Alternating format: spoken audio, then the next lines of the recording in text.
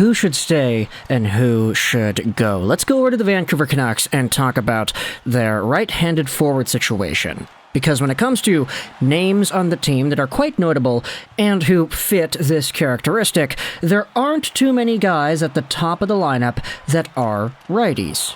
Pettersson, Miller, Bo, these guys are all left. You have yourselves Ilya Mikheyev, who is also left. But on the right-handed side, you have three particular names that stand out to me, one of whom was acquired in probably the most disastrous trade the Vancouver Canucks have made in the past few years. One was supposed to be the savior of the franchise. He was what Elias Pettersson was before Elias Pettersson debuted with the team. Unfortunately, he does not have that same standing anymore. And the other is a player who is so freaking good. But he's only on a one-year deal. He's probably going to get paid this next offseason, and whether or not it's with the Vancouver Canucks or anywhere else, this guy has shown off that he is an absolute stud.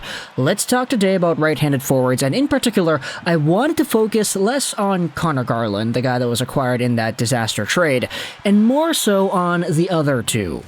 Let's talk about Brock Boeser, and let's talk about Andrei Kuzmenko. Because when it comes to the future of both of these guys, you could probably say that one depends on the other. It's really going to boil down as to who the Canucks decide to keep around, because you can't have both.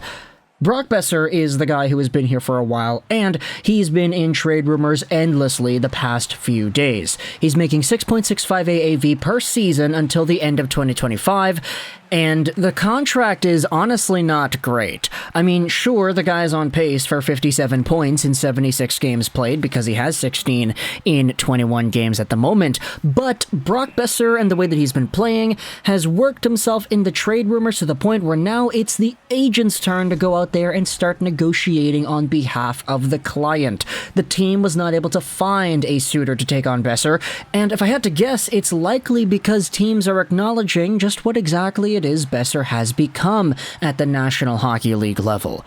Now, we've talked about the Boeser tribulations the past little while here, and you kind of know my opinions already on the way he's been performing if you've been seeing any of the post-game videos, but Brock's contract is an obstacle. Because when it comes to what exactly it prohibits the team from being able to do, methinks that Andrei Kuzmenko and his contract re-signing that's going to happen next year is the biggest thing in that territory.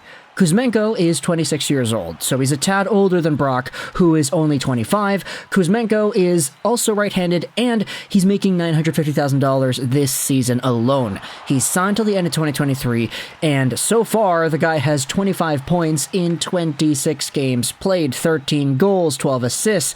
He is on pace for 78 points in 81 games played, and 41 goals. The Kuzmeister has been nothing short of fantastic. If I wanted to go out there and say this sentence, I feel like some people might get mad at me, but I feel like everything the Canucks fans wanted out of Brock, Kuzmenko sorta has. Bear the absolute pinpoint accurate wrist shot that Brock would consistently display. Kuzmenko has a great wrister, don't get me wrong. It's just rookie Brock was so good at being able to find the back of the net that I think that's kind of a pipe dream at this point. But Andrei Kuzmenko is an all-round offensive dynamo who can control the puck along the perimeter. He moves around very nicely. He makes good reads most of the time. He's absolutely deadly on the net front and behind the net with his bumper play, passing play, and his deflection play. He is just an absolute stud, and he can absolutely drive a line. Him playing alongside of Elias Pettersson is a great duo to watch because both of these guys just feed off of each other so well. For a rookie, brand new in the NHL, Andrei Kuzmenko is so good, and I feel like he's a lot closer to the Kaprizovs and the Panarins of the world than he is to the Nikita Gusevs and the Shipachevs and all the other guys from Russia that made the transition who weren't really all too great. And so when it comes to the way Kuzmenko has been playing, this is a guy that, with the contract extension looming in the background, a lot of people might go out there and say, yeah, no, he kind of priced himself out. In the same way that Bo Horvat might have. You know, you talk about Miller getting 99 points, and that's the reason he was able to get $8 million a season. Andrei Kuzmenko is playing so well, and he's producing, he's getting a lot of goals, and he's being a very important player, that all of a sudden Agent Dan Milstein has a pretty expensive dinner likely coming up at the hands of Kuzmenko himself. This is where Brock comes into play. Because if the Vancouver Canucks want to re-sign Andrei Kuzmenko and give him a dollar amount that he's actually kind of worth, I feel like starting it off in the $5, $6, maybe $6.5 million range is probably more appropriate here than we would have thought if we tried to guess what he would be able to do at the beginning of the season. And when it comes to the right-handed depth, with Conor Garland already in the mix, Brock Boeser being the way he is, and Kuzmenko here too, it's quite evident that the Vancouver Canucks might need to go out there and trade one of these guys to get the necessary funds to re-sign Kuzmenko and put him in the spotlight.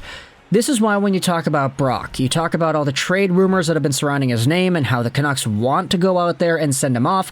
What yesterday's game really showed us, and this was also discussed on the Sportsnet 650 postgame show as well, but in last night's game, they decided to play Brock Boeser with Elias Pettersson. Not because he's a better fit with Pettersson, but most likely because they wanted to increase Brock's trade value.